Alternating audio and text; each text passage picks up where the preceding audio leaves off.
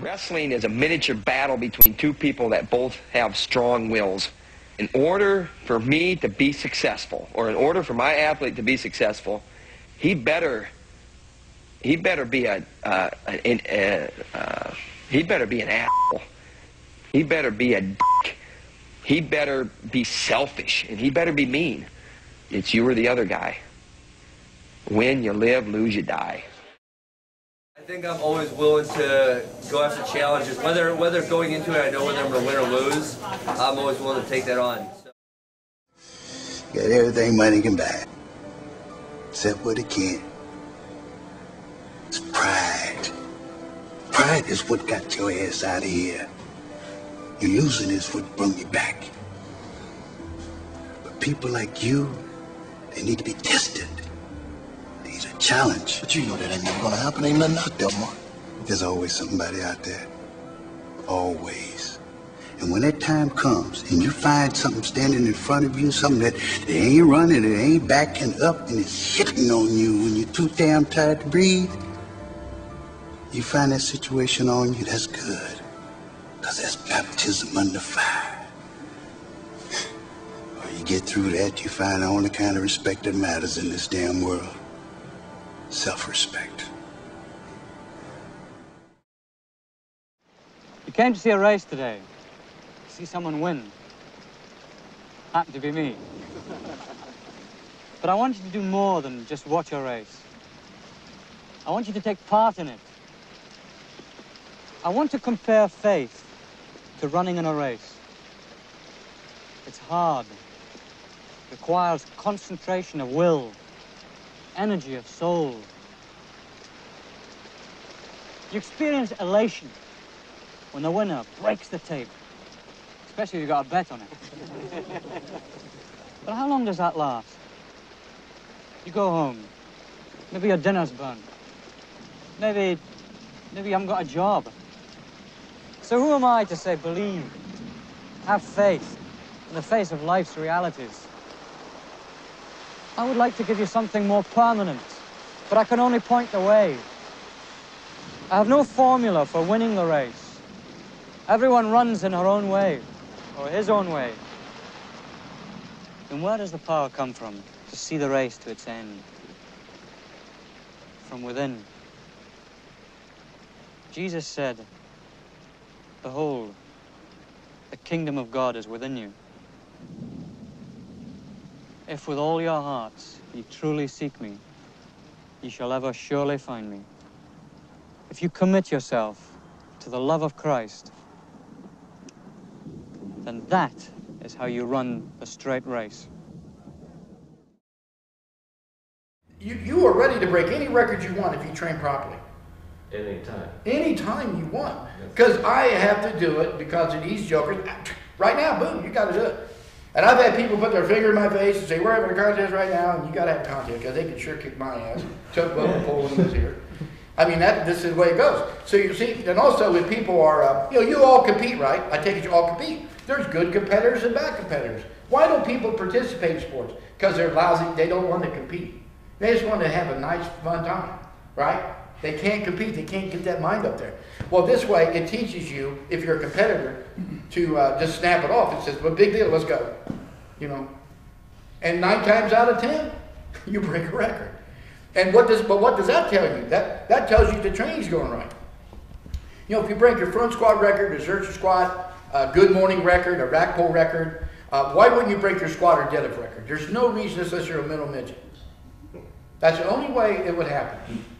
If you're strong in all areas, you'll break any record you want to break. It's all cycle. It's all in your mind. Everything's a dream.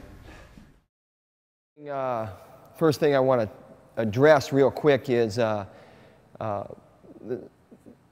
number one philosophy in the sport of wrestling or life, no matter what age you are, is having a good feel or a good feeling about where you're at now and where you're going. So where you're at now and then where you're going. So present and future. And that's pretty healthy if you think in those terms. that's a pretty healthy philosophy to live by, to compete by, to train by. It gets you through a lot of ups and downs, and it actually keeps you out of the rut. If you do get in these low areas in your life, which everybody goes through, not saying that it's depression or anything along those lines, but you start to get to there, you just keep that perspective that I work hard today to get ready for tomorrow. And it's a biblical, timeless principle. It's something that we talk about to our athletes every day here, and that is that you don't let a day go by without getting better in your life, in your wrestling, in your school, in your personal relationships, so on and so forth.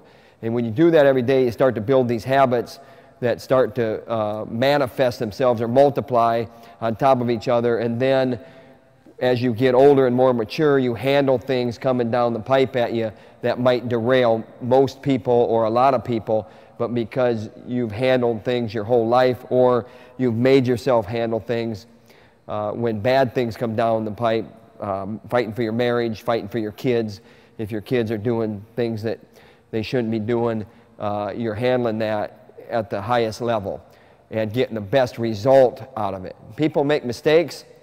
The idea is to recover from those mistakes as quickly and as effectively as possible. And that's what the sport of wrestling teaches. So that's the first thing, is that philosophy that we want to feel good where we're at now, and we want to feel good about the future.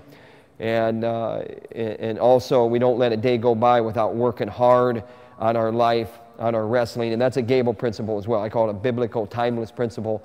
But it's a Gable principle as well.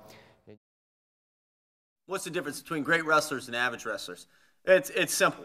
You know, it's 95% mental. We all know that. Anybody, any successful coach, any successful athlete will tell you, you've won that match before you step on there by your attitude and the way you carry yourself and how you don't get distracted during the course of the bout or during training. And I remember thinking all the time that I was a pretty tough wrestler. I had success on all levels. In 97, I made my first world team. And this was the world stage. This is where I wanted to be at. And I considered myself tough. But this was going to be the first world tournament for me, and now I was going to be in the event with the best guys in the world, or the toughest guys in the world. And the tournament was in Siberia, up in Krasnoyarsk, which is way up there, you know, in Mother Russia, you know. And I remember we had to acclimate. So we trained 14 days at Colorado, got to go home for 2 days. Then we went to Germany for a week and a half, 2 weeks, and we were acclimating to the time zones. And then we went into the world tournament a week ahead of time of all the other teams to acclimate once again. And while there, we went to this training center that was in Krasnoyarsk. Dirty old mats, but they had the essentials, what we needed to drill. Then they had a sauna, and they had one shower, and this shower was a pipe that came out of the wall. And I remember I touched the water. I'd never felt water so cold in my life. And most of us tend to sauna, and we would just throw our gear on and shower back at the hotel. Sometimes we were lucky to get hot water back then. And I, you know, in my mind, this is it. I'm kind of like a freshman at the NCAAs again. It's my first world tournament. So about a week later, the other teams start arriving. And I remember watching this Mongolian show up. And he got in the sauna, and I happened to be in the sauna, and we came out of the sauna. And I remember watching him turn the water on under the shower and not test it with his foot, not put his finger in there, anything. Because you could tell he didn't expect the water to be warm.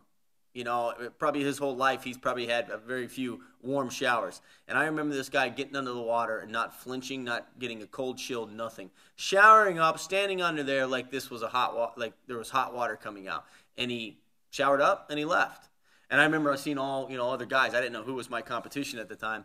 So I remember, like, this, to me, this was tough. His whole life has probably been hard, man. This guy's life is, you know, growing up what used to be under the, you know, a communist regime is now, you know, open up the capitalism, but his whole life has been hard, and wrestling at the world tournament is a luxury to this guy.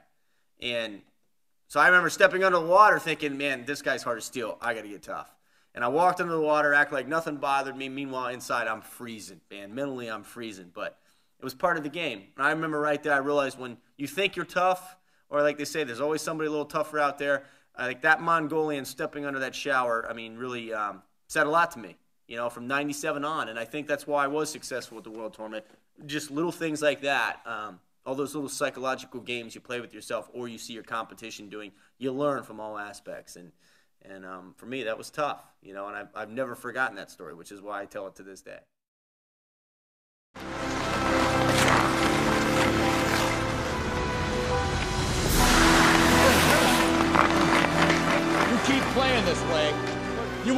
anybody who's even good, let alone great. You want to make this team, then you better start playing at a level that's going to force me to keep you here. Again.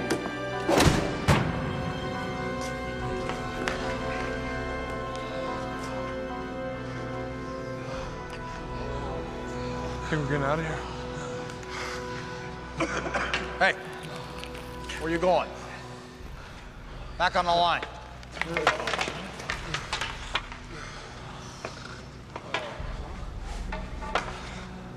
Again. Send them.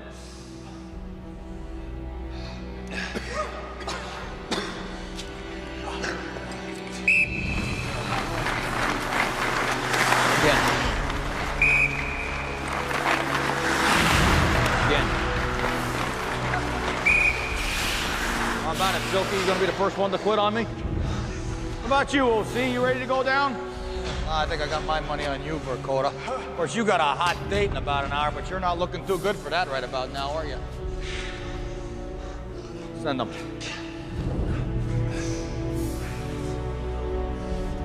Again.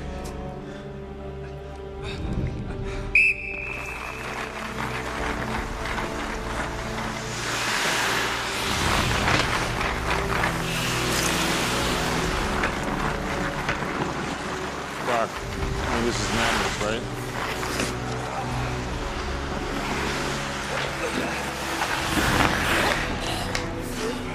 This cannot be a team of common men, because common men go nowhere. You have to be uncommon. Again. Herb, this has gone on long enough. Everybody on that line. Somebody's going to get hurt.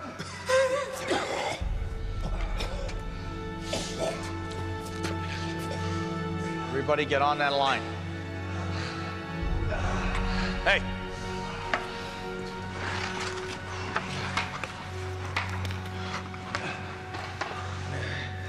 Again.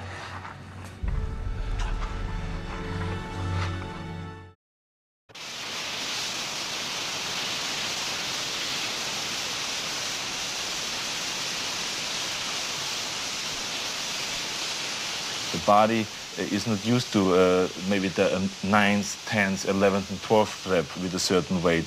So that makes the body grow then, going through this pain barrier, experiencing pain in your muscles and aching, and just then go on and go on and then go on. And this last 2 or 3 or 4 repetitions, that's what makes actually the muscle then grow. And that divides then one from a champion and one from not being a champion. If you can go through this pain barrier, you make it to be a champion. If you can't go through, forget it.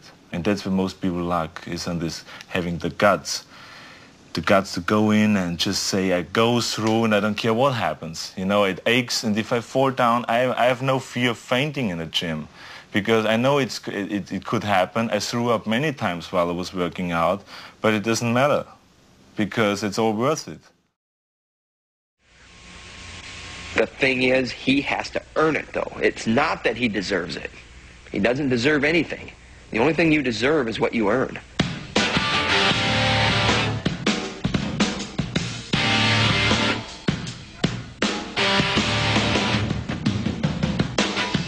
You know, we're not the slickest guys out there, don't have the fanciest moves, but I mean, we're going to fight for every inch on that entire wrestling mat.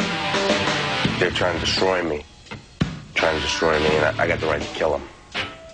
Make him feel like a fool, break his spirits, trash him, pick him up by the singlet on one side and on the back side just like a little kid, and throw him out the door. A lot of times I don't think, I just react. If I can get somebody in the front headlock, you know, choking them, getting this part of your arm right across his throat and just squeezing. If punching was allowed, then I'd probably do that, and biting and whatever it takes. He's afraid what I'm going to do to him in front of his parents and his family, and he's just in like. If it comes down to it, you know, it's them or you, and you know, you got to be the one that's going to be standing at the end. If if a guy gets up to his feet, you slam him back down on the mat, and then you let him go. Just to let him know that you let him go, that he didn't get away, that you gave it to him. I think wrestling's a good sport because you could break somebody. You could break their spirits. You could, make them be a different person for the rest of their life.